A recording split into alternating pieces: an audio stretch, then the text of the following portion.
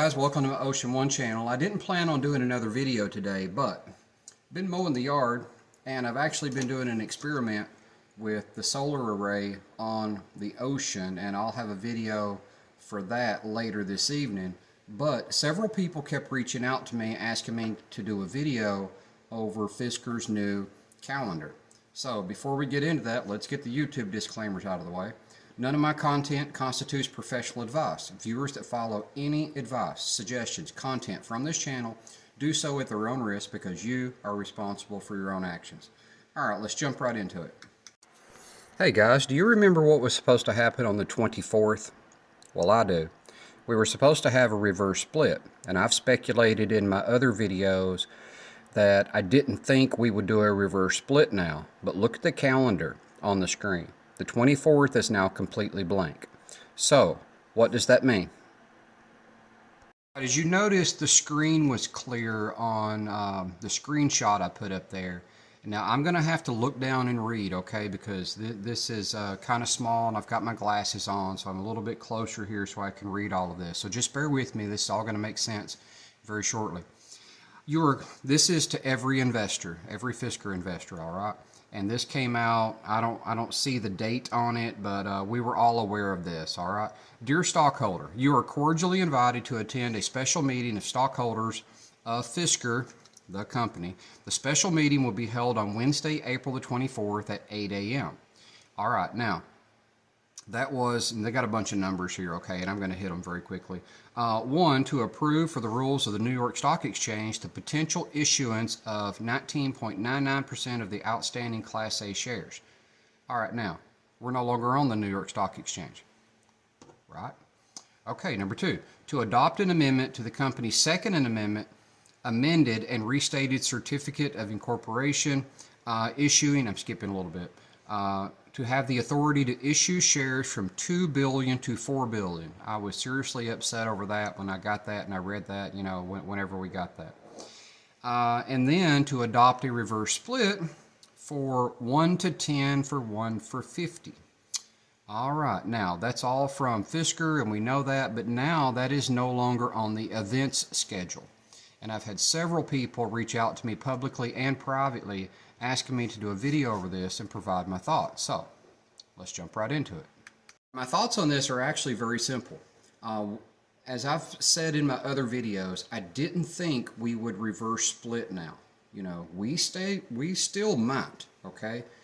But it doesn't make sense to reverse split in my opinion. The reverse split was to issue shares to raise money. Now, if you remember, I did a video on this a long time ago, but when you're issuing shares at 20 cents and you're trying to raise $150 million, you got problems. Okay, so when we could have been 30 cents, 40 cents, 50 cents, but when you're issuing shares to raise $150 million at that low of a share price, we didn't have the capability to issue that many shares.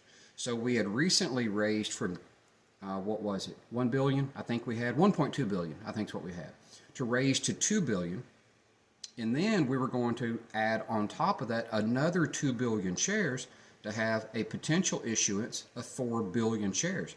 That was necessary to meet all of our obligations and just to raise $150 million.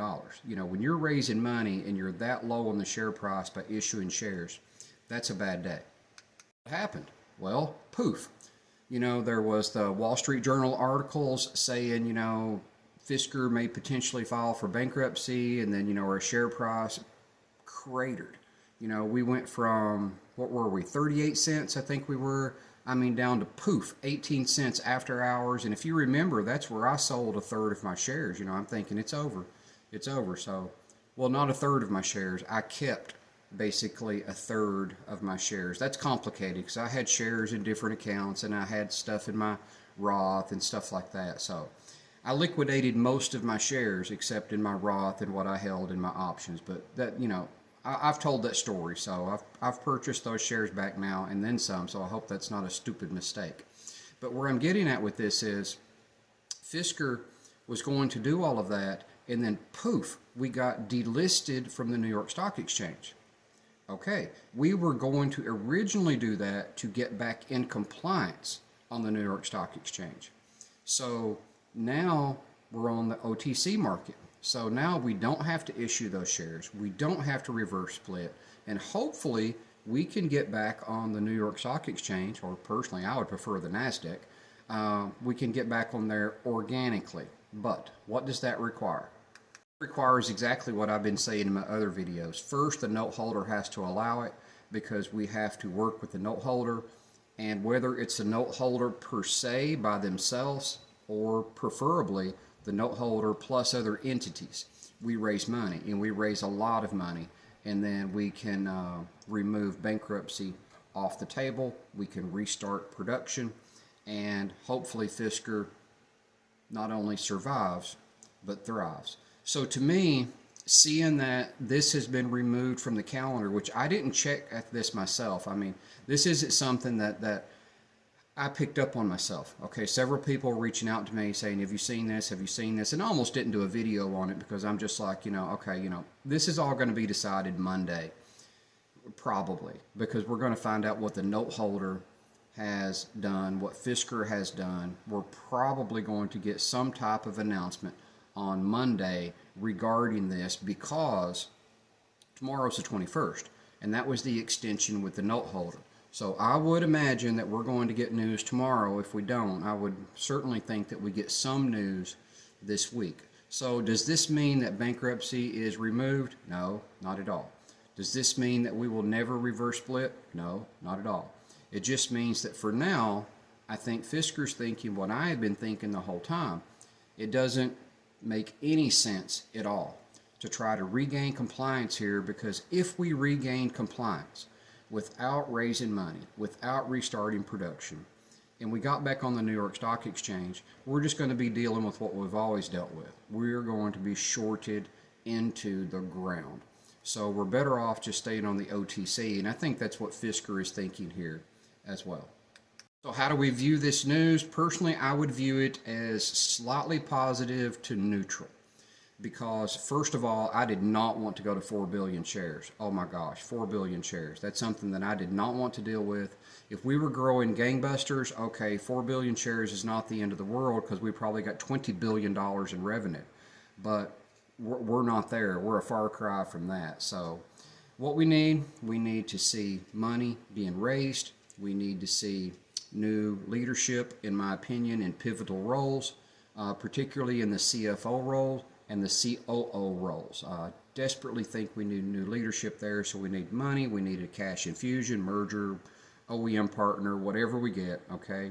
We need to fire up the machine back at Magna, and we need a clear vision for this company, and I think we need a bunch of more dealers to sign up to give customers confidence that Fisker's going to be around to stay. So I did this video at the request of several people reaching out to me.